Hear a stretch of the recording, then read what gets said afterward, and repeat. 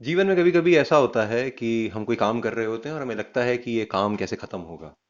हमें लगता है कि शायद हमें उतना सामर्थ्य नहीं है कि हम इसे पूरा कर पाए। एक कहानी सुनाता हूँ, फौजी मेंटालिटी की। एक सोल्जर की मेंटालिटी क्या होती है, एक सोल्जर, एक फौजी कैसे सोचता है। मुझे आज भी याद आता है कि अक्सर लोग मुझसे मेरे करियर ऑप्शंस के बारे में पूछते हैं कि आखिर मैंने सिविल इंजीनियरिंग क्यों की। सिविल इंजीनियरिंग करने का कारण एक बहुत बड़ा ये था कि मैं फौज में जाना चाहता था। सिविल इंजीनियरिंग की टीजीसी, टेक्निकल ग्रेजुएट कोर्स में सबसे ज़्यादा वो होती थी सीटें। तो मुझे सिविल इंजीनियरिंग में शौक तो नहीं था, पर मैंने कर ली।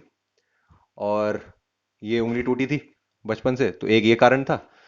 दूसरा, बहुत करीबी एक व्यक्ति था जिसको देख के मैं फौज में जाना चाहता था। जब वो फौज में गया तो उसने मुझे फौज के एक्सपीरियंसेस बताया, तो जैसा हम फौज को समझते हैं फौज वैसी नहीं होती। इसलिए वो जो छद्म था वो टूट गया, और मैं फौज में ना जाके आज यहाँ बैठ के कैमरे में बात कर रहा हूँ। तो आखिर फौजी मेंटालिटी क्या होती है। नेवी सील दुनिया की सबसे एलिटिस्ट फोर्स में से एक है। एक एक्स नेवी सील की कहानी बताता हूँ। नाम डेविड ग्रॉगिन्स है। आप यूट्यूब पे देख सकते हैं, बहुत अच्छी बातें बताते हैं। अगर अंग्रेजी समझते हैं तो उनकी वीडियो देखिए, बहुत अच्छे वीडियोस हैं। डेविड ग्रॉगिन्स एक एक्स नेवी सील थे। 265 पाउंड के, लगभग 110 से 115 किलो के थे। जब उनको अपने एक्स नेवी सील्स, जो वॉर जोन में शहीद हो गए, उनके सम्मान में एक मैराथन रेस को क्वालिफाई करने के लिए एक 100 माइल रन को क्वालिफाई करना जरूरी था। डेविड ग्रॉगिन्स आउट ऑफ शेप थे, 265 किलो के थे। फिर भी उन्होंने उस मैराथन में पार्ट लिया। उस मैराथन में दूसरे लोग जो पार्ट ले रहे थे वो उसे एक रिले की तरह ट्रीट कर रहे थे। मतलब 100 माइल मतलब 160 किलोमीटर। इसे समझ लें पहले। 1.6 का एक 1.6 किलोमीटर का एक माइल होता है। तो 160 किलोमीटर को उन लोगों ने अलग अलग क्षेत्रों में बांट दिया था। मतलब 100 माइल रन है तो 25-25 माइल के चार रिले थे, जिसमें कोई ना कोई बैटन लेके आगे भाग रहा था बाद में। और सब अपना अपना सामान लेकर आए थे। कोई टेंट लेकर आया था कि रात में रुकना होगा, कोई कुछ लेकर आया था, कोई चश्मा पहन के आया था। डेविड गॉगिंस केवल तीन चीजें अपने साथ लाए थे। एक नट क्रैकर का डब्बा।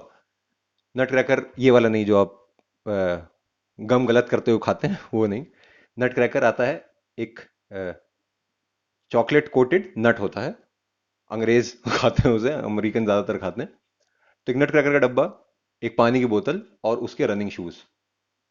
डेविड ग्रॉगिन्स जब 70 माइल भागे तो उनके पैर की सारी हड्डियां टूट चुकी थी, जितनी छोटी हड्डियां होती हैं। अंगूठा, उंगली, टार्पल, मेटाटार्सल, सारी उंगलियां टूट गई थी। और उनकी किडनी फेल होने की कगार पे आ गई थी। उनके पेशाब में खून आ रहा था।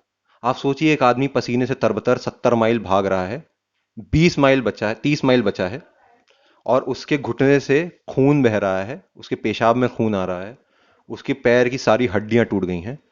फिर भी वो 100 माइल रन खत्म करता है। 100 माइल रन खत्म करने के बाद जब डेविड गॉगिन से पूछा गया कि आखिर ऐसा उन्होंने कैसे कर दिया, 70 माइल पे शरीर ने जवाब दे दिया था, 115 किलो का शरीर था, आखिर कैसे उन्होंने खत्म करा। तो उन्हें बात करी 40% रूल की। नेवी सील्स को बताया जाता है कि जब आपकी एक जो आपकी लिमिट है, आप वहां तक पहुंच जाएं जब आपको लगे कि आपका इसके आगे पोटेंशियल नहीं है, तो आपने अपने फुल पोटेंशियल का केवल 40% दिया होता है, और 60% तब भी आपके टैंक में होता है। डेविड ग्रोविंस ये बात बताती है कि एक फौजी की मेंटालिटी क्या होती है। एक फौजी जब युद्ध भूमि में होता है तो मरते समय भी वो अपना पैर पीछे नहीं रखता। मुझे लगता है नेवी सील की मार्केटिंग बहुत अच्छी हुई है। हॉलीवुड पिक्चरों में उनको दिखाया बहुत अच्छे से गया है, इसलिए नेवी सील्स के बारे में लोग जानते बहुत हैं। हमारी भारतीय सेना भी कुछ कम नहीं है। 1.6, जिसको एक माइल कहते हैं, 1.6 किलोमीटर, हमारे यहाँ भी उसके कई कीर्तिमान स्थापित किए गए हैं। 3 मिनट में उसमें भागना और उन सब चीज़ों को करना। भारतीय सेना की एक बात बताता हूँ। कैरेक्टर असेसमेंट के लिए ना, वहाँ स्पोर्ट्स खिलाया जाता है। स्पोर्ट्स एक ऐसी चीज़ है ना जो आपके अंदर का कैरेक्टर बाहर लाती है। अगर आप बेमंटे हैं तो आप फील्ड पे बेईमानी करेंगे। अगर आप ईमानदार हैं, आपके अंदर स्पोर्ट्समैनशिप है, तो आप फील्ड पे ईमानदारी, स्पोर्ट्समैनशिप दिखाएंगे। हम स्पोर्ट्स को बहुत पीछे धकेल देते हैं, हम उसकी वैल्यू को नहीं समझते। स्पोर्ट्स कैरेक्टर बिल्डिंग में बहुत अच्छा काम करता है, फौज में ही सिखाया जाता है। मुझे अक्सर जॉन मेडोज, जो एक आईएफबीपी प्रो रहे हैं, अब उनका देहांत हो गया 2 साल पहले, कोरोना के समय उनको हार्ट अटैक आया और वो मर गए। जॉन मेडोज एक बात कहते थे, वो बोलते थे, sports teaches you to fail gracefully. बच्चों को और ज्यादा स्पोर्ट्स खेलना चाहिए। स्पोर्ट्स आपको ग्रेसफुली फेल होना सिखाता है। जिंदगी में फेलियर को हेड ऑन लेना सिखाता है। अब मुझे यही लगता है कि अगर आप फेल नहीं होते हैं तो आपको सीखते नहीं है। फेलियर ही आपको अच्छा इंसान बनाता है। फेलियर ही आपके जीवन में नई फिलॉसफीज जोड़ता है। फेलियर आपको वो बनाता है जो आप हैं। तो फेलियर से डरिए नहीं, फेलियर को फेस करिए, स्पोर्ट्स खेलिए, कैरेक्टर बिल्ड करिए। और अगर 40% रूल देखना है तो उसका एक एग्जाम्पल देते हुए जाता हूँ। हो सकता है आप में से बहुत से लोग पुलअप नहीं मार पाते, बहुत डिफिकल्ट एक्सरसाइज होती है। जितने मैक्सिमम पुलअप मार सकते हैं उतने मारिए, और उसके बाद प्रयास करिए कि हर सेट में आपको इतने पुलअप निकालने हैं कि आप कम सेटों में 100 पुलअप मार सकें। जितनी आपकी क्षमता है उसके पहले अपने आप को एग्जॉस्ट कर दीजिए, और उसके बाद जो बची हुई आपकी क्षमता है उसमें एक एक ही करके, स्ट्रगल करके ही सही, पर 100 मारिए।